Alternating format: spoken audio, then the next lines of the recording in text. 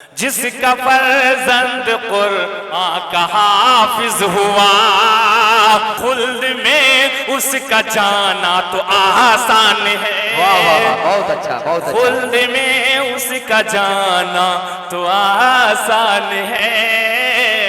रोज महशर वो जन्नत का मेहमान है। जिसके सीने में महफूज कुरान है, और ऐसे 10 शख्स को बख्शवाएगा वो, जिसके दोज़ख में जाने का ऐलान है। बहुत अच्छा। जिसके दोज़ख में जाने का ऐलान है। मैं मौलाना अनवर अली कासमी साहब को कि कुछ मोतबर इश्के सहे अबरार हो जाए जी, कुछ इतना मोतबर इश्के सहे अबरार हो जाए। अरे जो आंखें बंद हो तो सरकार का दीदार हो जाए, जो आंखें बंद हो तो सरकार का दीदार हो जाए। मुकद्दर जगमगाएगा और बच जाओगे जहन्नम से। मुकद्दर जगमगाएगा और बच जाओगे जहन्नम से।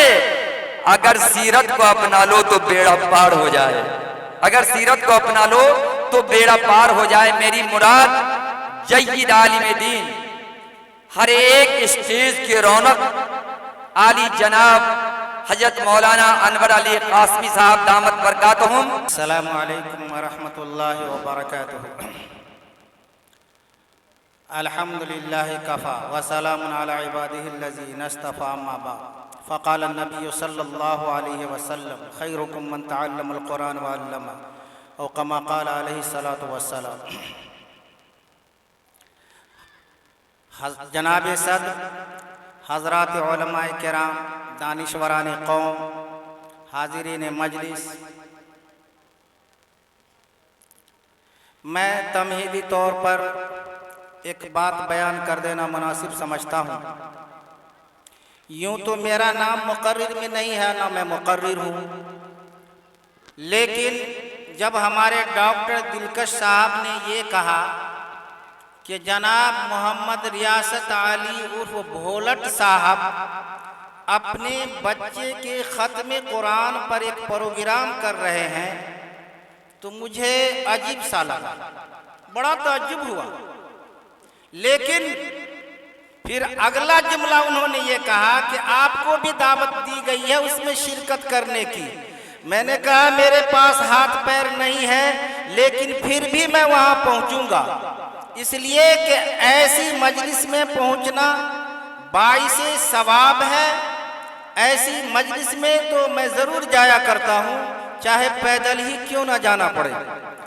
राब्ता रखा, डॉक्टर दिलकश साहब से राब्ता रखा, कब जा रहे हैं कब जा रहे हैं। मुझे ये पता था कि मैं वहाँ अगर पहुँच गया तो मुझे कुछ बोलने के लिए कहा जाएगा, लेकिन मुझे दो शख्सियत याद आ गई, एक दीनी शख्सियत, एक दुनियावी शख्सियत।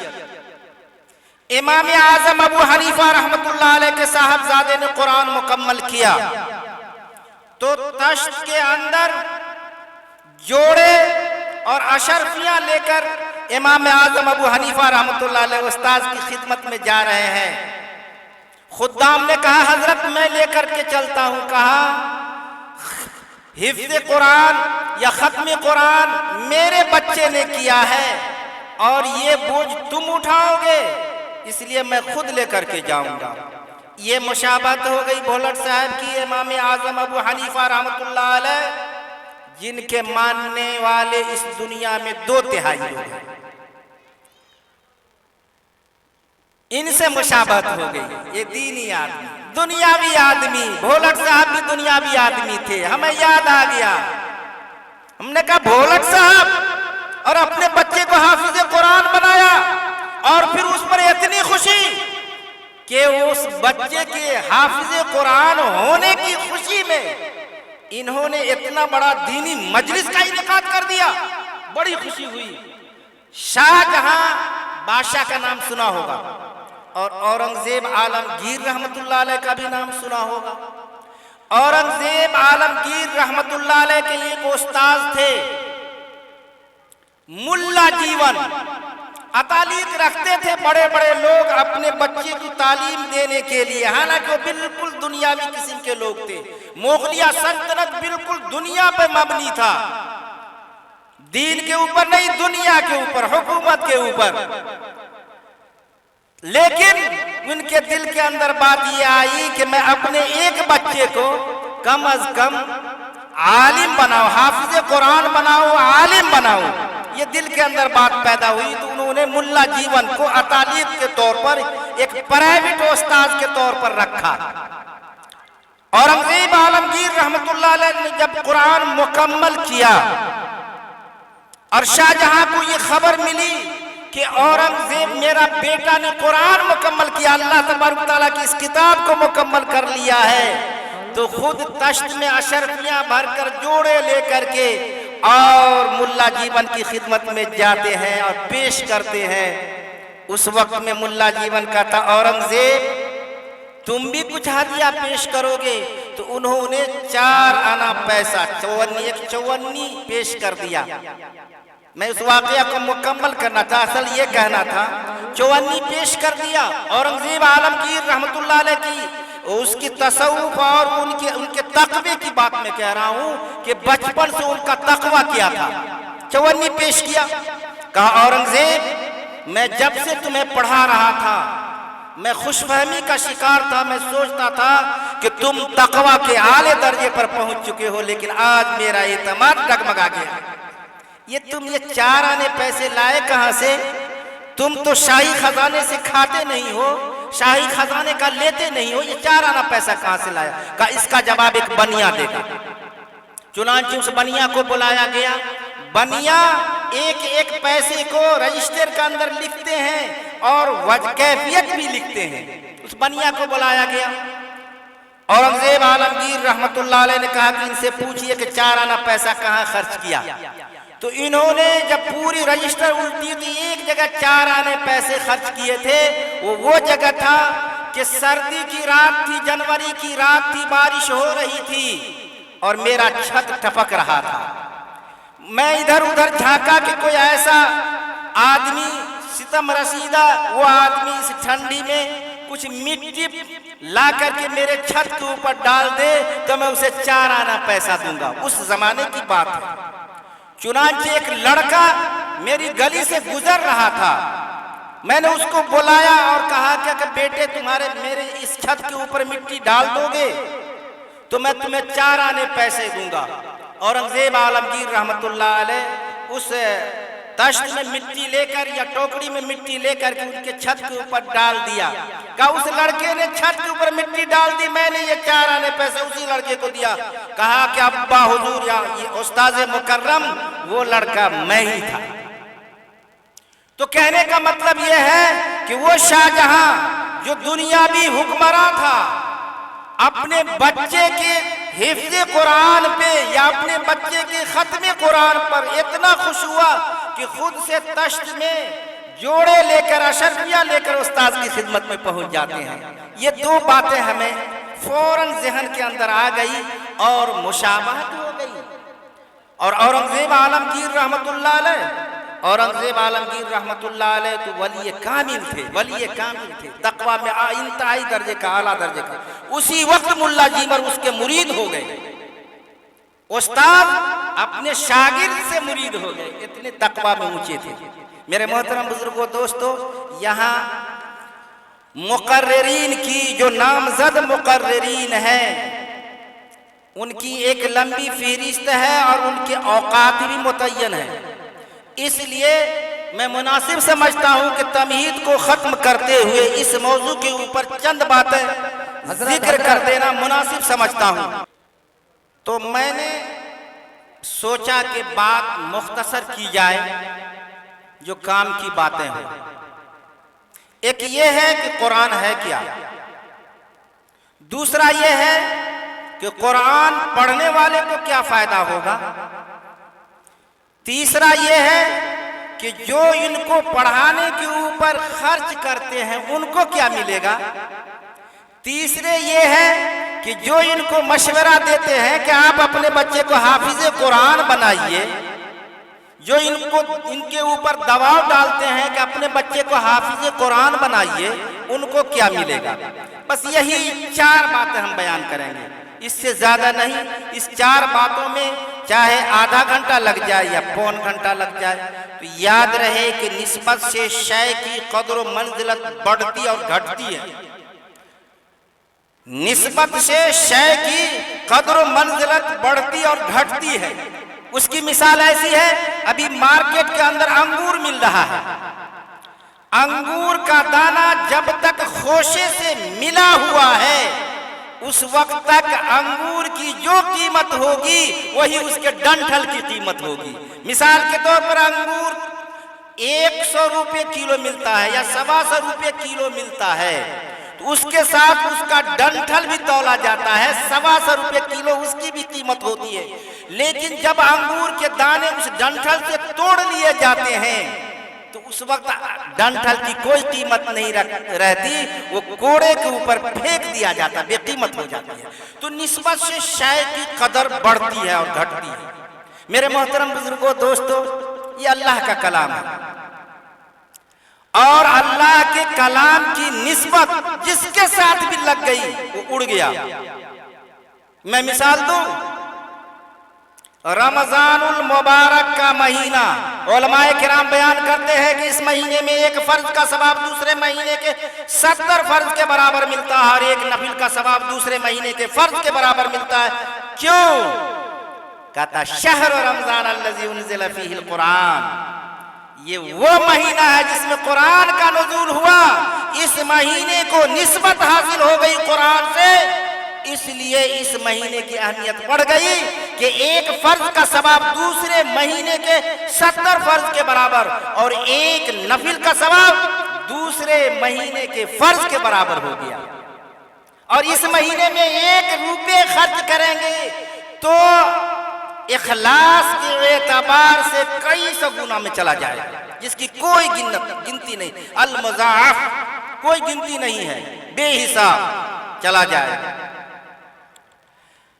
इसी महीने के अंदर एक रात है, पूरे साल के अंदर एक ही रात है, जिस रात के अंदर एक रात अगर वो आदमी पाले और उस रात इबादत कर ले तो 1000 महीने की रात तक इबादत करता रह जाएगा, दोनों बराबर हो जाएंगे। वो रात है शब-ए कदर। और शब-ए कदर की इतनी बड़ी अहमियत क्यों है? इन्ना अंज़लनाहु फी लैलतिल कद्र, हमने कुरान को शब-ए कदर में नाजिल किया। शब-ए कदर को निस्बत हासिल हो गई कुरान से, इसलिए इसकी अहमियत बढ़ गई कि इस एक रात के अंदर इबादत करने से 1000 रात की इबादत से बढ़ करके हो जाए। खैरुम मिन अल्फि शहर, 1000 महीने की रात की इबादत से बढ़ करके हो गया। तो जिनकी भी निस्बत कुरान से लग जाएगी, और कुरान को इतनी बड़ी अहमियत क्यों हासिल है? इसलिए कि कुरान को निस्बत हासिल है अल्लाह के कलाम होने का। कुरान को निस्बत हासिल है अल्लाह के कलाम होने का। अल्लाह के नबी सल्लल्लाहु अलैहि वसल्लम ने बयान फरमाया, अन अबी सईद रज़ी अल्लाहु तआला अन्हु क़ाल क़ाल रसूलुल्लाह सल्लल्लाहु अलैहि वसल्लम यक़ूलुर रब मन शग़लहुल कुरान मन शग़लहुल कुरान अन ज़िक्री व मसअलती आतैतहु अफ़ज़ल मा अता साइलीन व फ़ज़्लु कलामिल्लाहि अला साइरिल कलाम का फ़ज़्लिल्लाहि अला ख़ल्क़िही। इस हदीस का मफ़हूम ये है, हज़रत अबू सईद रज़ी अल्लाहु तआला अन्हु से रवायत है, उन्होंने इरशाद फरमाया कि अल्लाह के नबी सल्लल्लाहु अलैहि वसल्लम ने इरशाद फरमाया कि अल्लाह तबारक तआला कहता है, जिस शख्स को कुरान ने मशगूल रखा मेरे जिक्र करने से, मुझसे मांगने से, वो सिर्फ दिन रात कुरान पढ़ता रहा, आना अल्लैल आना अन्नहार, दिन रात कुरान ही पढ़ता रहता है, वो मेरा जिक्र नहीं करता, अल्लाहु अल्लाहु नहीं कहता, ला इलाहा इल्लल्लाह नहीं कहता, हमेशा कुरान में लगा रहता, हाफिज कुरान, हमेशा कुरान पढ़ता रहता, याद करता रहता सबक को। तो मन शग़लहुल कुरान, जिसने कुरान के आयतों को याद किया। हिफ्ज दर्जे का तालिब इल्म है वो, मैं तालिब इल्म की बात कर रहा हूँ।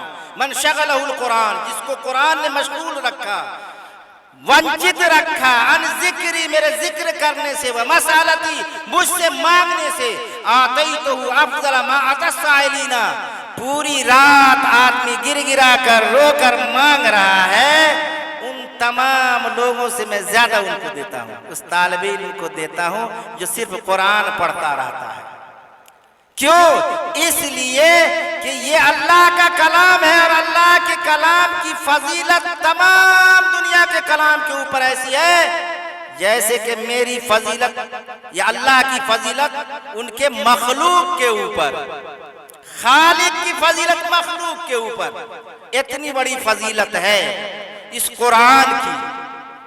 मेरे मोहतरम बुजुर्गों, दोस्तों, अब मैं ये बयान करना चाहता हूँ कि वो जो बच्चे कुरान पढ़ते हैं, पढ़ करके हाफिज कुरान होते हैं, चटाइयों पे बैठ करके घर में बड़े नाजो नाम में पल रहे थे, घर में अच्छी अच्छी ग़िज़ाएं खा रहे थे, मदरसे में पानी दाल बेनमक तरकारियां खा रहे हैं। हमारे ज़माने में तो तरकारी भी नहीं मिलती थी, बिल्कुल पानी दाल होता था।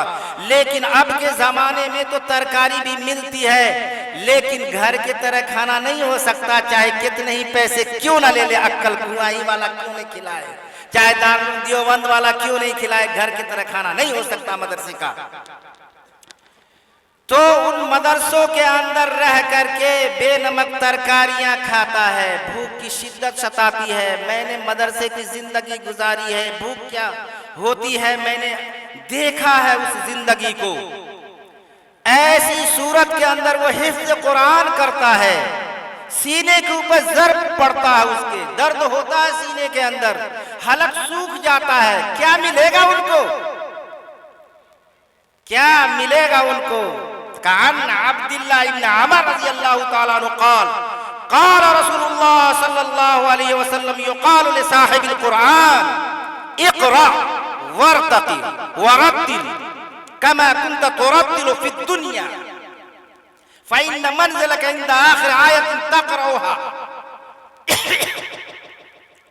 हज़रत अब्दुल्लाह इब्न उमर रज़ियल्लाहु ताला अन्हु से रवायत है, उन्होंने फरमाया कि अल्लाह के नबी सल्लल्लाहु अलैहि वसल्लम ने इरशाद फरमाया कि साहिब कुरान से कहा जाएगा, हाफिज कुरान से कहा जाएगा, इक़रा पढ़, वरतक़ी और चढ़, यानी पढ़ो और जीना बना हुआ है, चढ़ो, वरत्तिल ठहर ठहर कर पढ़ो। ठहर ठहर कर पढ़ने का क्या मतलब हुआ? यानी हर हर लफ्ज को अदायगी के साथ पढ़ो, तभी ठहर के पढ़ सकते हो।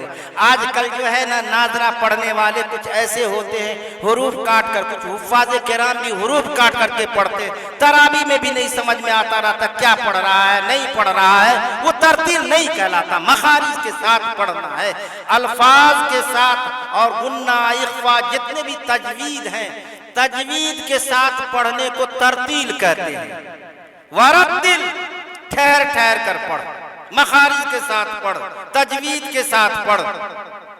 कमा कुन्त तुरत्तिलु फ़िद दुनिया, जैसा कि तुम अपने हाफिजी के पास एक एक लफ्ज को रटते थे कि जीम का मखरज निकालो, आइन का मखरज निकालो, ज़ाद का मखरज निकालो, ज़ाल का मखरज निकालो, और तुम निकालते थे और ठहर ठहर के एक एक अल्फाज को पढ़ते। कमा कुन्त तुरत्तिलु फ़िद दुनिया, ऐसे पढ़ो।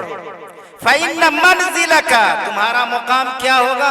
इंद आखिर आयतिन तक़रऊहा, पढ़ते जाओ, पूरा कुरान पढ़ लो, और पूरे कुरान के अंदर जितनी आयतें हैं उतना ऊंचा तुम्हारा दर्जा हो जाएगा। ये हो गया जिन्होंने अपने, जो भूख से तड़प रहा होगा उनके लिए अल्लाह तबारक ताला के यहाँ ये दर्जा होगा कि साहिब कुरान से अल्लाह तबारक ताला ये बात कहेगा कि ये है, देखो सीढ़ी, जितना ऊंचा चढ़ना चाहते हो चढ़ जाओ। और उसके बाद जिन्होंने अपने बच्चे को कुरान पढ़ाया, आजकल लोगों के दिलो दिमाग के ऊपर यह बात छा गई है कि अगर मैं अपने बच्चे को दीन की तालीम देता हूँ, हाफिज कुरान बनाता हूँ, आलिम बनाता हूँ, सरकारी नौकरी तो इसे मिलने वाली नहीं है, लेकिन किसी अच्छे मदरसे में बहुत ज्यादा तनख्वाह देगा तो 10,000, 15,000। इस महंगाई के दौर में क्या हो सकता है? टीईटी का ट्रेनिंग दिलाते हैं। इससे बेहतर हम स्कूल में अपने बच्चे को पढ़ाएंगे, हमारा बच्चा मास्टर हो जाएगा, हमारे बच्चे की बड़ी तनख्वाह होगी। ये सब दुनियावी फायदे हैं, लेकिन ये नहीं समझता कि जिन्होंने अपने बच्चे के सिलसिले में ये सोचा है, उनका बच्चा जब उनकी शादी हो जाती है और उनके मास्टर जब उनको पढ़ाना शुरू कर देते हैं, तो मैंने देखा है ऐसे वालिदैन को जो पूरी जायदाद के मालिक होने के बावजूद दूसरे के यहाँ भीख मांगते हैं, दूसरे को कहने पर मजबूर होते हैं कि मेरा बेटा मुझे घर से निकाल दिया है, मेरा बेटा मुझे घर से निकाल दिया है। ये होता है डॉक्टर और इंजीनियर का हाल, डॉक्टर और इंजीनियर का हाल। मैं बताऊं कैसे। पाकिस्तान में 2 भाई थे, एक तबलीगी जमात से जुड़ा हुआ और एक भाई जेंटलमैन थे, बिजनेसमैन थे। दोनों भाई के पास 5-5 लड़के अल्लाह ने दिया था। दोनों भाई के अंदर 10 बीघे जमीन थी। ये हकीकी वाकया है, कोई कहानी नहीं। 10 बीघे जमीन थी, 5-5 बीघे दोनों भाई के हिस्से में आए। एक जमात से जुड़ा हुआ था, उलमाए किराम की मजलिस में बैठता था, ये कुरान की अहमियत समझता था कि जिसका बच्चा हाफिज कुरान हो जाएगा उसको क्या फायदा मिलेगा। तो उसने अपने बच्चे को मदरसे में डाल दिया, पढ़ाना शुरू कर दिया। उनके तमाम बच्चे दारुल देवबंद से फारिग हो गए, 5 के 5। और इन्होंने अपने बच्चे को कन्वेंट में डाला और इनके 5 बच्चे अल्हम्दुलिल्लाह, इसलिए कि अल्लाह के नबी सल्लल्लाहु अलैहि वसल्लम ने एक उसूल बयान किया है, फहिजरतहु इला मा हाजर इलैहि। उसका घर बार छोड़ना उसी के लिए होगा जिसके लिए उसने घर बार छोड़ा, जिसके लिए उसने नियत की है। तो इसने नियत की थी कि हम अपने बेटे को डॉक्टर बनाएंगे, इंजीनियर बनाएंगे। बन गया इनका सब बेटा, कोई अमेरिका में है, कोई लंदन में है, कोई रूस में है, कोई ऑस्ट्रेलिया में है। 5 बच्चे विदेश चले गए, इसलिए दोनों की जमीन खत्म हो गई, सिर्फ दी की जमीन बाकी रह गई। अब ऐसा हुआ कि इनके बच्चे डॉक्टर्स इतने पैसे भेजने लगे, इतने पैसे भेजने लगे कि आलीशान बिल्डिंग बना लिया और 5 बीघे की जगह 25 बीघे जमीन खरीद ली इन्होंने। और इन्होंने अपने बच्चे को मदरसे के अंदर पढ़ाया था, दारुल देवबंद के अंदर। तो इनके बच्चे कराची के मदरसे में हैं, कितनी तनख्वाह है? 10,000 तनख्वाह है। कोई बच्चा किसी और मदरसे में, कोई बच्चा किसी और मदरसे में है। इत्तफाक ऐसा हुआ कि ये शख्स बीमार हो गया। बीमार ऐसा सख्त हुआ कि ऐसा लगा, उन्होंने कहा कि मेरे बच्चों को बुला दो, फोन लाओ, लगाते हैं अपने बच्चे को। इन्होंने फोन लगाया, लगाने के बाद कहा कि अब्बा ठीक है, जितने पैसे की जरूरत पड़ेगी हम भेज देंगे, लेकिन मेरे साथ मजबूरी, हम आ नहीं सकते। तमाम बच्चे को लेकर जाएंगे, यहाँ हमारी डिस्पेंसरी रुक जाएगी, हम आ नहीं सकते। सभी बच्चों ने यही बात कही कि पैसे जितना भेजना हम भेज देंगे, लेकिन हम अभी आ नहीं सकते हैं। इसकी बीमारी अब दूसरी बीमारी हो गई कि अब हम मरने के करीब हैं और मेरा बेटा ये कहता है कि पैसा जितना होगा हम भेज देंगे, लेकिन हम आ नहीं सकते। अब डॉक्टर के पास ले गया, पूरी जांच कराई, तशखीस किया डॉक्टर ने, दवा कोई फायदा नहीं करता। डॉक्टर ने कहा कि इसको मादी बीमारी नहीं है बल्कि इसको रूहानी बीमारी है, इसका इलाज रूहानी तरीके से हो सकता है, मादी तरीके से नहीं हो सकता। मेरे मोहतरम बुजुर्गों, दोस्तों, अब ये शख्स अपने घर आया और अपने भाई को बुलाया। बुलाने के बाद कहा कि भाई मैं कुछ वसीयत करना चाहता हूं, डॉक्टर ने मुझे लाइलाज कर दिया है, डॉक्टर ने मुझे लाइलाज कर दिया है, इसलिए अब मैं जिंदा नहीं रह सकता, लेकिन मैं एक बात कहना चाहता हूं। कहा कि क्या? कहा कि मैं बे औलाद हूं, मेरे पास कोई औलाद नहीं है, तुम्हारे पास 5 औलादें हैं। उनके जितने भी भतीजे थे जिन मदरसों में थे, सुना के चच्चा बीमार है, सब आकर के कोई पैर दबा रहा है, कोई पानी पिला रहा है। जब ये जुमला कहा तो इनके भतीजों ने कहा कि चचा जान, आपके 5 औलाद हैं और 5 आपके सामने हैं, आपके आगे पीछे 5 औलाद यहाँ हैं, हम आपकी औलाद हैं। कहा तुम मेरी औलाद हो? कहा बिल्कुल हम आपकी औलाद हैं, अगर किसी तरह की कोई कमी देखे तो बतलाइए। बहरहाल उनका लड़का, अब इसके अंदर जान में जान आने लगी, अब इनकी रूहानी इलाज इनका शुरू हो गया। अब उनका वो एक लड़का आया और लड़का आने के बाद अपने एक वेटिंग रूम, जिसको कहते हैं वेटिंग रूम, दालान हम लोग कहते हैं, वेटिंग रूम के अंदर वो बैठ गया और आप हमदर्द हैं, अब्बा का क्या हाल है, हेलो हाय फाइन, बस इतना ही कहता था। अब वहीं से रुखसत कर दिया, एक भी आदमी को मिलने नहीं दिया। कहा कि आपका लड़का 1 हफ्ता पहले आया था, मुलाकात भी नहीं किया बाप से। इन्होंने अपने 5 भतीजों को बुलाया और अपने भाई को बुलाया और उसने कहा कि मैंने 5 बीघे जमीन बेच करके इन लोगों को पढ़ाया है, इसलिए ये 5 बीघे जमीन मेरी जायदाद है, मौरूसी जायदाद है ये हमारी। इसे 5 बीघे जमीन से मैं इन तमाम 5 भाइयों का आक करता हूँ और फिर ये है कि मैं अपने उसको पेशरी हक खत्म करता हूँ, ये मेरी जनाजे के अंदर भी शरीक नहीं हो सकते, ये मेरे 5 औलाद है। तो दीन की तालीम देने से उनका क्या फायदा हुआ और दुनिया की तालीम देने से क्या नुकसान हुआ? मेरे मोहतरम बुजुर्गों, दोस्तों, अल्लाह के नबी सल्लल्लाहु अलैहि वसल्लम ने बयान फरमाया, अन मुआज़ अल-जहनी रज़ियल्लाहु तआला अन्हु क़ाल क़ाल रसूलुल्लाह सल्लल्लाहु अलैहि वसल्लम मन क़रा अल-क़ुरआन व अमिल बिमा फ़ीह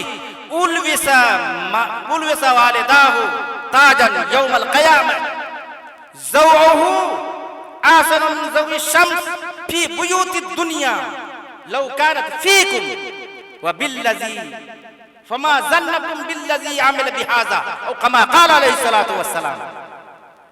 अब आइए, इन भोलट साहब को क्या मिलेगा?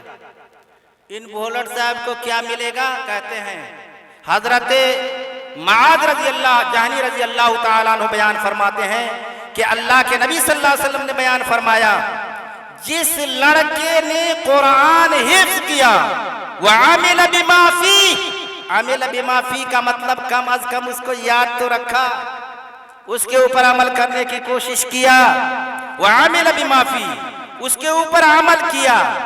तो अब बाप बड़ी मेहनत से बच्चे को ये सोचा था कि अल्लाह ने हमको बहुत दिया है, दूसरा बेटा विदेश से कमा कर भेजता ही है, कम से कम अपने एक बेटे को दीन की तालीम देकर अपना आखिरत बना लें, ये दिल के अंदर बात आई थी।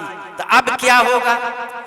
ये सब जराए वसाइल जो है, जो आपका बच्चा डॉक्टर है, इंजीनियर है, फर्मा बरदार है, वफादार है, खूब कमा करके देता है, तो सिर्फ इस दुनिया ही तक के लिए, इस दुनिया ही तक के लिए ये सब होगा, आखिरत के लिए कुछ नहीं। आखिरत के लिए किसका होगा?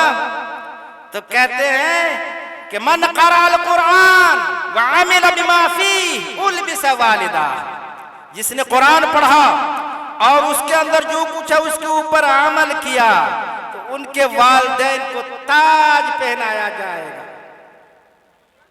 उल्बिसा वालिदा, वालिदैन माँ को भी बाप को भी, इसलिए कि दोनों के मशवरे से इन्होंने मदरसे में डाला है। जिसकी जितनी मेहनत होगी उतना ही उसको ज्यादा फायदा पहुंचेगा। अगर माँ ने ज्यादा जिद किया होगा कि नहीं मेरे बच्चे को पहले हाफिज कुरान बनाइए, अब हमारे भोलट साहब मजबूर हो गए बीबी के इसमें, कहा कि ठीक है हमारी भी राय बन रही है, तो पहले उनके बीवी को पहनाया जाए, फिर वालिद को।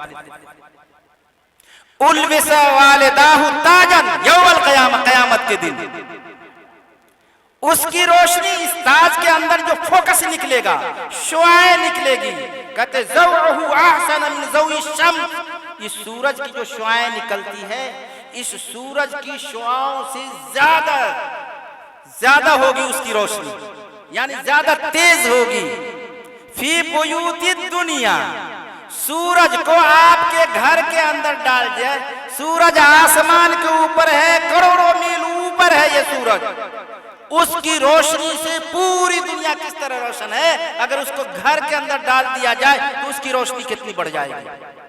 फी बुयूति दुनिया लो कानत फी, वो तुम्हारे घर में हो, तो फमा ज़न्नकुम बिल्लज़ी अमिला बि आज़ा, तो तुम्हारा क्या गुमान है कि जो इसके ऊपर अमल कर रहा है।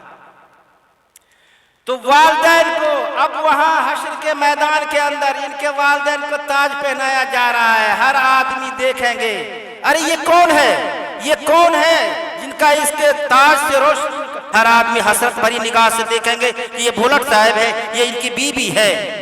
क्यों है भाई, क्यों इनको ताज पहनाया, क्या खूबसूरती है इनके अंदर। कहा इन्होंने अपने बच्चे सलमान को हाफिज कुरान बनाया, उसके बदले में इनको ताज पहनाया। अब रही बात कि अब बाकी लोगों को क्या मिलेगा जिन्होंने इनको मशवरा दिया। नहीं, देखिए बुलेट भाई अच्छी बात नहीं है, अल्लाह ने आपको बहुत कुछ नवाजा है। आपका बच्चा अगर सरकारी सर्विस ही कर लेगा तो क्या हो जाएगा, कोई फायदा तो होने वाला नहीं है। आपको दीनी फायदा जिसमें हो वो काम कीजिए। मशवरा दिया, मशवरा दिया घर वालों ने, मशवरा दिया ससुराल वालों ने, मशवरा दिया पड़ोसियों ने, उनको क्या मिलेगा। अन अली रज़ियल्लाहु तआला अन्हु क़ाल क़ाल रसूलुल्लाह सल्लल्लाहु अलैहि वसल्लम मन क़रअल कुरान फस्तज़हरहु, मन क़रअल कुरान फस्तज़हरहु फ़अहल्ल हलालहु व हर्रम हरामहु अदख़लहु अल्लाहुल जन्नह व शफ़अहु फ़ी अशरति मिन अहलि बैती कद वजबत लहू कुल्लुहुम कद वजबत लहु नार। कहते हैं इन लोगों को क्या फायदा मिलेगा कि जिसने कुरान को पढ़ा और याद रखा, इसलिए कि भूल नहीं गया, फस्तज़हरहु उसको याद रखा, हलाल को हलाल समझा और हराम को हराम समझा, तो अल्लाह तबारक तआला उस बच्चे को तो जन्नत में दाखिल करेगा ही, लेकिन उसको सिफारिश का हक देगा, उसको पास मिलेगा। 10 पास मिलेंगे उसको। 10 पास में अब जिन लोगों को ये बच्चा देगा, अब ये 10 पास मिले हैं उनको, माँ बाप को तो ताज पहना दिया गया, बगैर पास के भी पास हो गए, लेकिन बाकी दादा को जन्नत में जाएं या नहीं। तो कहते हैं कि उनके घर वालों में से 10 आदमी का पास मिलेगा। ये 10 पास है, तुम इसको पास करा दो। फी आशरतिन मिन अहले बैतिही, अपने घर वाले को, जिसके लिए जहन्नुम वाजिब हो गई है, उनमें से हर एक के लिए जहन्नुम वाजिब। अब जा रहे हैं दादा, जहन्नुम की तरफ परवाना मिल गया है, अब सजा काटने के लिए जा रहे हैं। सलमान आवाज दे रहा है, दादा कहाँ जा रहे हैं। कहा पोता जहन्नुम का फैसला हो गया, पास लीजिए, कोई रोकने टोकने वाला नहीं है आपको, चलिए आप जन्नत के अंदर। उसके बाद मास्टर तजम्मुल साहब की भी बड़ी मेहनत थी, हमारे जिला पार्षद साहब हैं, इन्होंने भी बड़ा मशवरा दिया था और इनको भी बड़ी खुशी हुई। तो ये भी कह रहे हैं, इनको भी कहा क्या कि ले लीजिए, चचा चचा होंगे ना, कहा ले लीजिए चचा आप भी पास लीजिए, और नानी को भी दिया पास, यानी 10 आदमी को, अपने घर वालों में से 10 आदमी को पास मिलेगा। तो ये है राय मशवरे देने वाले। अपने घर वाले में नहीं पूरा होते तो पड़ोस वाले से लिया जाएगा, पड़ोस वाले से नहीं पूरा होता है तो हमारे जैसे आदमी को ले लेगा कि भाई मौलाना साहब इनसे कहा था कि भाई अपने बच्चे को हाफिज कुरान बनाइए, इसलिए मौलाना साहब को भी पास मिल जाएगा। कोई जरूरी नहीं है कि कौन जन्नत में जाएगा कौन जहन्नम में जाएगा। एक आदमी पूरी जिंदगी अल्लाह अल्लाह करता रहा, लेकिन उसका आखिरी अंजाम बुरा हो चुका है। एक आदमी पूरी जिंदगी बुरा करता रहा, लेकिन उसका आखिरी अंजाम बहुत अच्छा होता है। एक डाकू पीर बन सकता है और एक पीर